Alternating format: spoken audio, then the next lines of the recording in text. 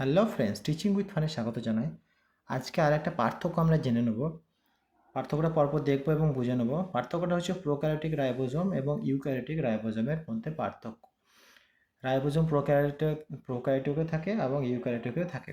তাহলে এর মধ্যে পার্থক্যটা কি? প্রথম পার্থক্য হচ্ছে প্রোক্যারিওটিক রাইবোজোমের সামগ্রিকভাবে 70S প্রকৃতির হয়, যা দুটি সাব ইউনিট থাকে, একটা হচ্ছে 50S এবং একটা 30S। আর ইউক্যারিওটিক কী হয়? রাইবোজোম হচ্ছে 80S প্রকৃতির হয়, 80S, এবং তার দুটো সাব ইউনিট থাকে, একটা হচ্ছে 60S, একটা হচ্ছে 40S। এটা হলো প্রথম পার্থক্য।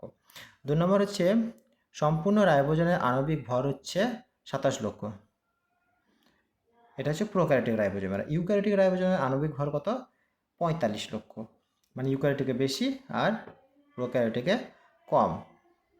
এবার 3 নম্বর হচ্ছে রাইবোজোমাল আরএনএ বা আরএনএ 3টি হয়। প্রোক্যারিওটিক আরএনএ 3টি হয়। একটা হচ্ছে 50 একক হচ্ছে 23 + 5S এবং 30 একক হচ্ছে 16S। তাই 3টে হলো 23S, 5S আর 16S। আর রাইবোজোমাল আরএনএ যেটা ইউক্যারিওটিকে হয় 4টি। 60S এককে হয় 28S + 5.8S + 5S, আর 40 এককে হয় 18S।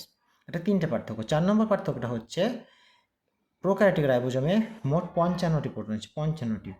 আর ইউক্যারিওটিক আছে মোট 70টি প্রোটিন। তাহলে 55টি যে প্রোটিন আছে তার মধ্যে 50S যে বড় অর্ধএকক সেটাতে আছে 34টি, আর 30S যেটাতে ছোটো অর্ধএকক সেটা হচ্ছে 21টি। আর ইউক্যারিওটিকে 70টির মধ্যে যেটা বড় একক আছে 60S, সেটা 40টি, এবং 40S এককে আছে 30টি। তাহলে এই হলো প্রোক্যারিওটিক রাইবোজোম ইউক্যারিওটিক রাইবোজোমের পার্থক্য। লাইক, শেয়ার এবং সাবস্ক্রাইব করলে টিচিং ইজ রিয়েলি ফান।